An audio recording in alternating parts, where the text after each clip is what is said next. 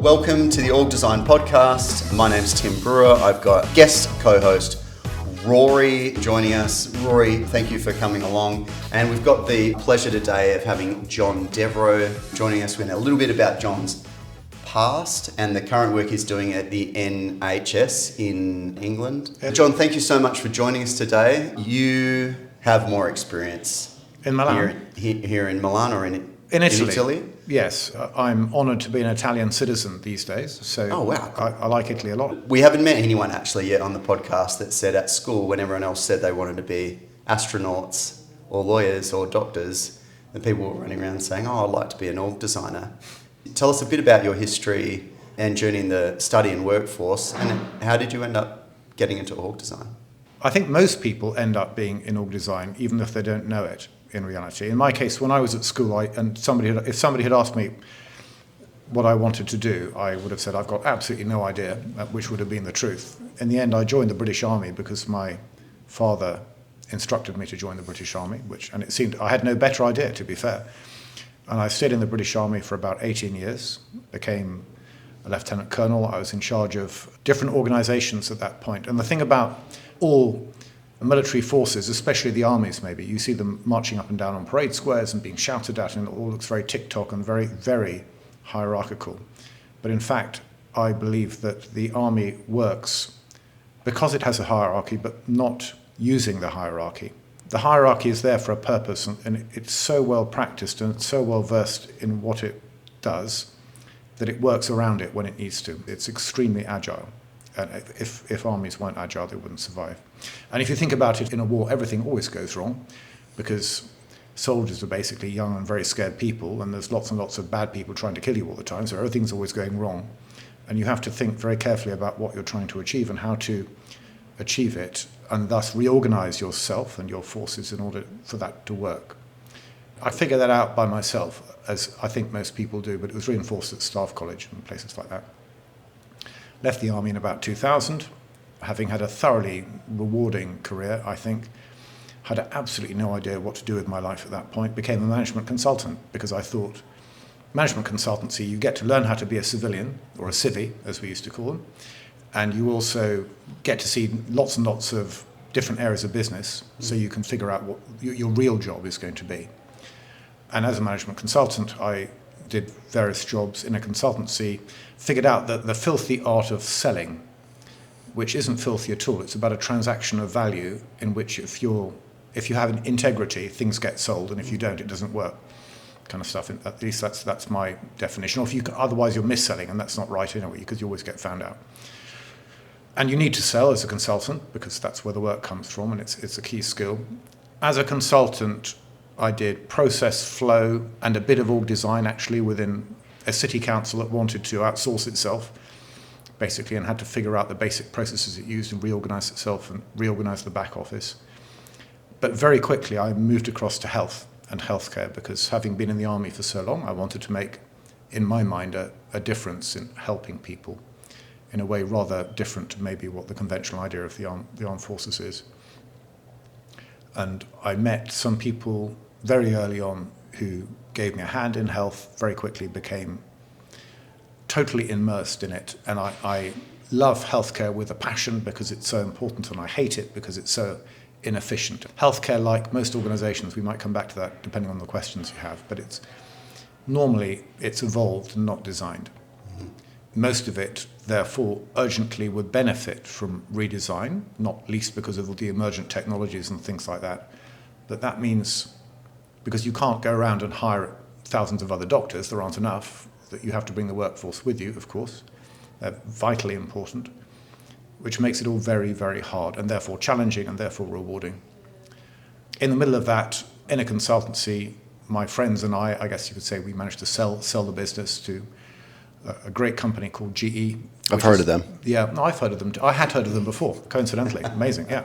It's so big, so utterly massive, only of a sort of similar size to the British Army, hierarchical in a completely different way, with lots of great history and tradition, as the Army had, but completely different at the same time, really appreciated my time there. This is GE Healthcare, which I left about 2 years ago. And now I have the glittering accolade of having a portfolio career in which most of my work is in the NHS, creating new organisations, new innovations, or trying to make new innovations work through organisational means.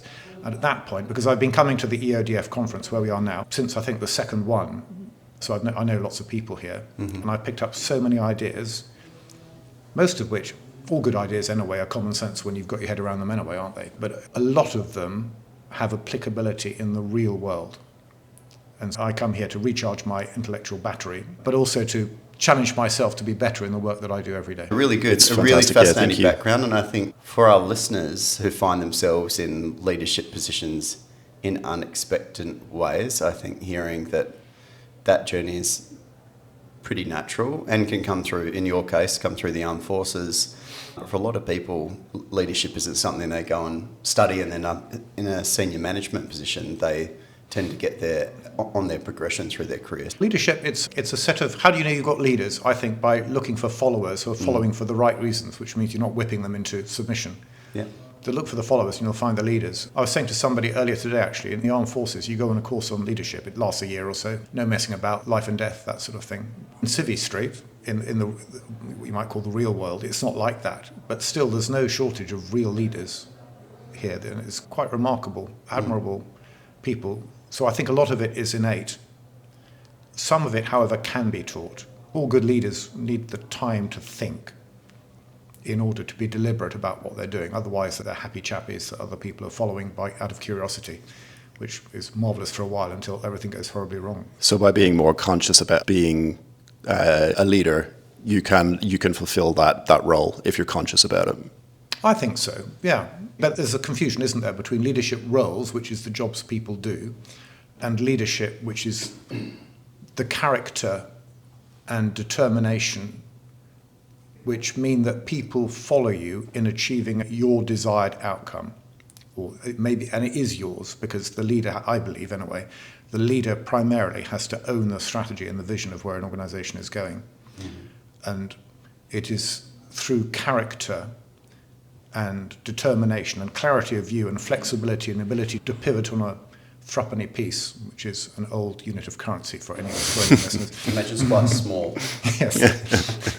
But to be flexible and agile, that kind of stuff, all of those are things which I think modern leaders need, especially, and I work in healthcare, as I said, rate of change in technology, which maybe isn't just limited to healthcare, but you see an awful lot of it with genomics and that sort of thing, means that organisations need to pivot in a way which is actually, I think, faster than the people can usually cope with. Yeah. I want to go back. When you were sharing your story, there's something that did jump out to me and you highlighted we may want to discuss it. I'm so sorry to have mentioned anything that led I think it's that led to any thought. Just thinking about what's really applicable, and we've heard a number of people say it in different ways, which is, I think you mentioned it, it's the very big difference between organisations that are happenstance in the way they came about structurally and from a leadership perspective, and organisations that are intentional about how they ended up. Yeah. In all of your time, both in the Army, at GE, and with the NHS, can you share some of the practical things that you would try and take a leader that you observe having the symptoms of reactive org design? How do you know when you need it, you mean? Yeah. The symptomology of org design. Discuss. As a healthcare professional. As blue pill or the red pill? Ex-military, businessman, kind of healthcare professional person. When do you walk in and within 5 minutes you're like, okay, this place is completely reactive? 5 minutes is too soon, I think, depending on the nature of the organisation. That's right, unless you go in and it's like there's dust everywhere, unless it's completely stopped working that day, or for some other reason. Okay, because I believe that organisations are beneficially organised around strategy, and so therefore strategies in the strategy, that's what success looks like. If it's not clear what success looks like, but people are just doing a job, then that's a symptom. If the strategy is not being achieved, then that's a symptom. If people are complaining that why is it that people over there are always doing what they're doing and we're doing something which is completely different, we don't really understand how it fits together. If an organisation hasn't been looked at from a design perspective, for the last 2 years, it needs redesign. It will need because of the pace of drift. Organisations evolve and grow, a bit like a garden. They need trimming and cutting back, and trees get overgrown, you have to cut them down. With climate change, which is a change in the business environment, you have to change the nature of the whole thing sometimes. So if you go into an unkempt business or an unkempt garden, you need to do something. If you're going to do something, do it deliberately. Or you could, there are two approaches, maybe more, okay? There's one which is you could let your garden grow wild, and see what happened. Rewild. You could rewild, exactly. And then you'll find that you don't really have a garden anymore, it's something completely different. Or you can be deliberate about it and figure out what's the environment going to be in a couple of years' time and design something that is suitable for that purpose. And I think now as well, especially, org design is never done, because the world keeps changing. You don't need a director of strategy necessarily, but you need to have a strategic function, which means that you're looking out, not in, all the time, and have that geared to something else in an organisation, which means you can change it, or the organisation can change, to meet the anticipated needs that there will be soon. I'm really interested in that. Are you looking out rather than in? Can you delve into that a bit more? In an organisation, depending on the size, is a bit like a family. Everybody knows everybody to a degree. And if it's very, very big, it's a family of families, it's a sort of society and stuff like that. And because humans are what they are, politics build up within the family, the distant bits, the close bits, and that kind of stuff. And it gets endlessly fascinating. And then there's people worrying about their careers within the family, and can they move further up into sales and marketing, or into the exciting field of commercial and accounts, or whatever it is. So there's lots of internal stuff, and there'll be promotion boards and reviews and regulatory checks and stuff like that. And all of that is necessary and important. But meanwhile, the world is changing out there. And the whole thing may be pointing in completely the wrong direction, while everybody's fascinatedly doing what they naturally do. Because it's a bit tribal, I think, in a way. They're incubated. They've become almost systematized or institutionalized around their own organization. Yes, you could. I suppose I haven't thought about it, Rory, but I think you could view an organisation as an institution, and so people get organised and they get institutionalised. Yeah.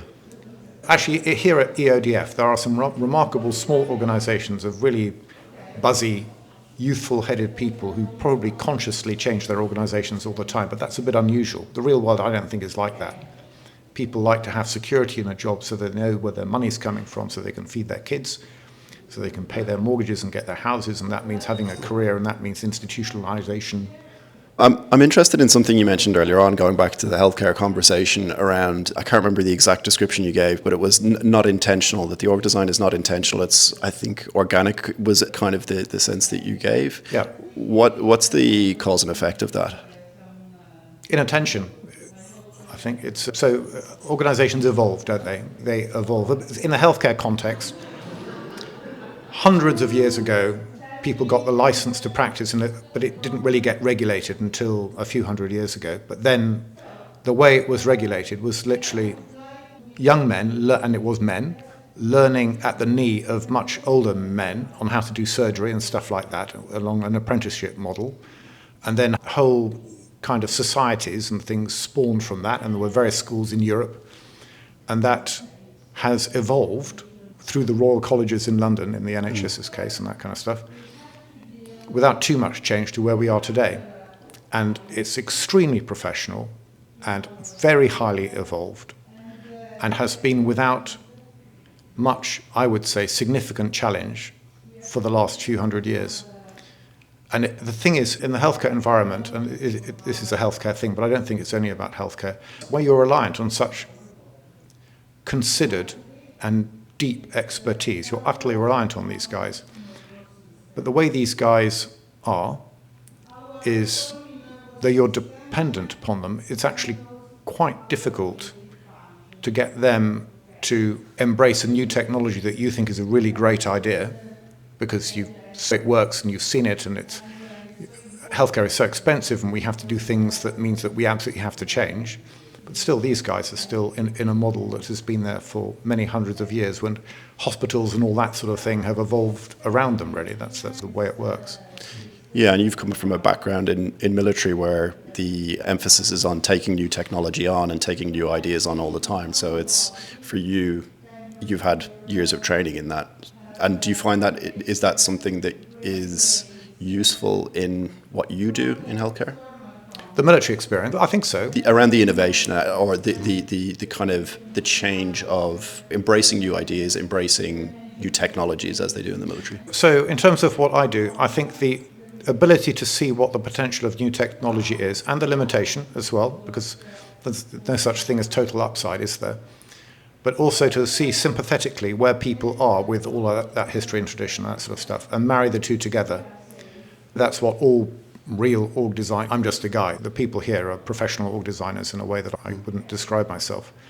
But it is that ability to bring people on a journey, which is leadership, with great clarity of view about what the future is, embracing new technology as you do, and also the wherewithal, if you like, to attempt to create an organisation of which the end point is that they're changing.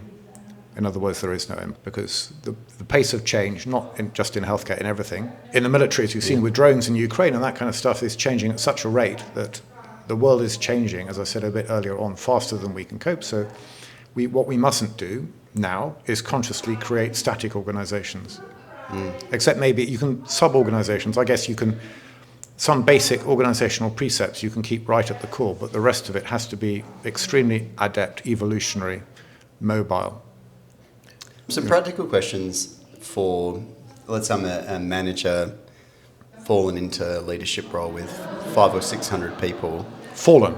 Like someone being plucked from the workforce on the basis like, of talent. by the way, now you're leading all these people. It's probably a poorly thought reactive reorg that did it, but they're now there and they're thinking, actually, my organisation needs to be more agile, and I want to take a more proactive approach to how I structure my organisation and resource strategy. Assuming they're convinced and comfortable that their strategy is on point, what are the kind of practical things you would sit and talk to your leaders about in your current role or in previous roles to help them mobilise things within their organisation to be more agile or be more intentional? There are lots of tools and techniques which are out there. There are people, which a few years ago there weren't, who are experts in this thing called organisational design, which is not completely intuitive, I think, because if you're going to design an organisation, why not use the benefits of experience from elsewhere? And I think that's the thing. Then it could be that you, depending on the organisation, that you have access to a host of people who are really good at this for some reason, but it's a bit unlikely. So the best thing to do is to get challenged from outside. As I said a bit before, look out, not in. If you're trying to change organisations to be the best they can be completely from within, is intensely difficult, because there are so many naturally entirely human and understandable reasons to maintain the status quo and keep things the way they are, because we like it the way it is, and that kind of thing. But without that external challenge, it's difficult to get the best of new ideas, to form a real vision, which might actually change the strategy, perfectly formed that it might have been. A strategy isn't what you write down, by the way, in a way. A strategy is what you end up doing, I think. So deliberately what you end up doing. And I think the best thing about forming a strategy, if you do it well, is the teamwork and the engagement, including the external stuff that you do in bringing it about, so that at the end, you might have a document which is very important with strategy and open in emergencies and things like that written on top of it.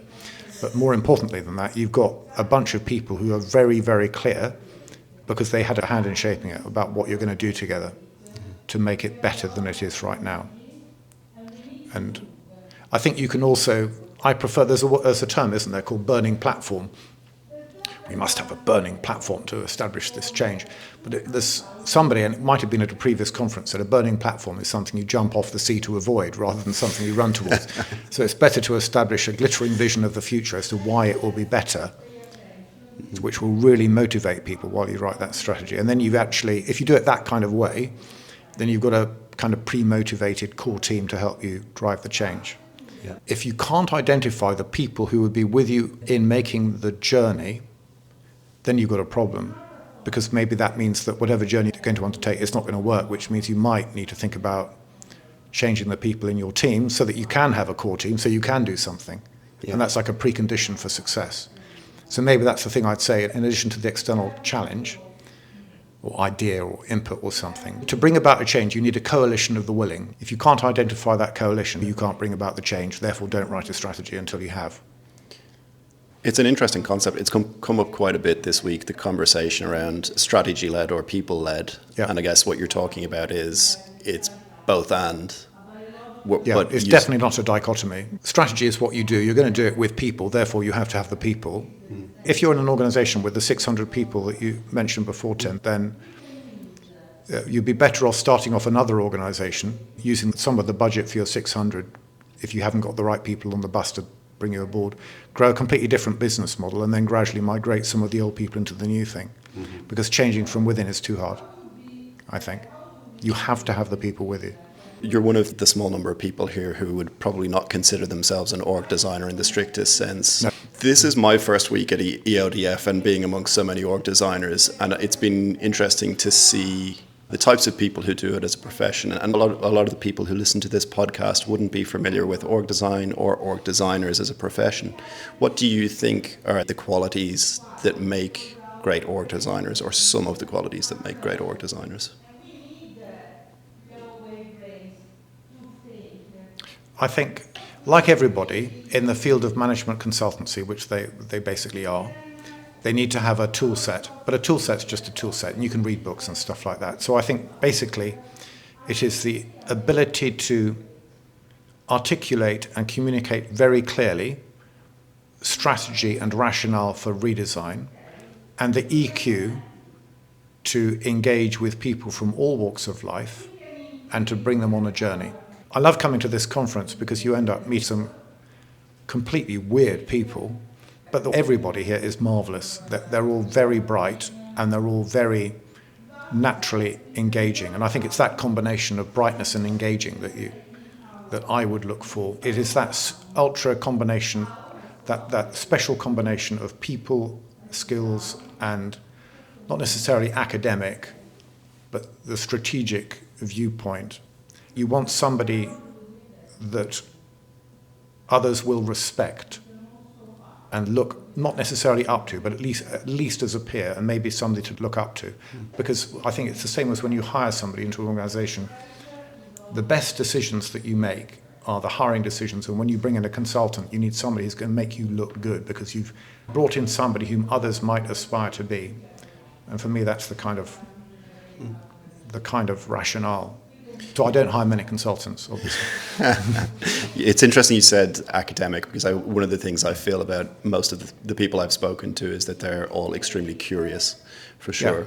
And that's an unusual quality sometimes. Curiosity. In a professional sense, I think sometimes people are worried about the vulnerability it exposes of saying, I don't know something. But I think that in the room here at EODF, I've definitely felt that sense of people being comfortable just saying, okay, I don't know, so I'll ask the question. I think you're quite right to hit on something there. Going back to what we were saying about stale organisations or whatever, we didn't use that word, but it is the absence of curiosity about why is that. And I think it's quite rare, actually, to find in most organisations, because they're so in it, they forget that they can be curious about something, and maybe the environment isn't right for them to ask curious questions, but it's a special quality, and I'm glad you mentioned it. A lot of leaders choose to outsource their org design completely, or be completely reliant on external consultants. Maybe going back to your garden analogy, they wait till the garden's way overgrown, and then they'll bring in the most expensive consultants to write a gorgeous PowerPoint. About what your garden will be. Yeah, about the picture of... Yeah, I need to move into a new area of business. I'm going to garden. How do you think about completely outsourcing org design? I would never do it, I think. So my own viewpoint on this is that as a leader of an organisation, you should have your head around it in all respects. And the idea of contracting out the fundamentals of what your organisation is just something I personally would never do. Mm-hmm. I wouldn't mind getting ideas is partly why I'm here. Yeah. And getting somebody who's a real expert in to challenge the team, but it has to be yours and theirs. Otherwise, I think you've probably got it wrong in my book. So from an expert consultant perspective, it's really like a partnership you're looking for when you bring someone in, not a complete outsource of that function. No. You can't. It's like Kenichi Ohmae once, I don't read many management books, but I read this one when I was still in the British Army, and I thought at the time it's the best strategy book I'd read. Kenichi Ohmae was an ex-McKinsey's consultant, I think, and he wrote the key factors for success of an organization are the things you must do. Outsource the rest, focus on what you're really good, and you keep the crown jewels. And who you are and what you do is the biggest crown jewel of them all, I think, so you just don't do it. It would be, basically you're saying, okay, I have the honour to serve you as your leader, you'd say to your team, but I'm going to contract out this really key bit and I'll come back when it's over. Have a nice day. I'm off to Mauritius. It's just, it doesn't make sense. It doesn't stack up. John, we really appreciated you coming and spending time on the podcast, sharing with our listeners. Yeah, it's been fantastic. We typically ask for consultants if people want to get in contact with you, but I know you're not interested in doing external work. You're very busy, I'm sure, in your core roles. If anybody wants to talk to me, that's absolutely fine. But I don't really work as a consultant as such anymore. I mean, just on LinkedIn is the best place to find you? LinkedIn is a good place to find me. We do put up an author page, so we'll chuck your LinkedIn link there for the podcast. Thank you very much for coming on the Org Design podcast. Have a great rest of the conference and to Italy and Milan. You've been wonderful. Thanks, Rory. Thanks, everyone. Thanks, See you. Tim. Bye-bye.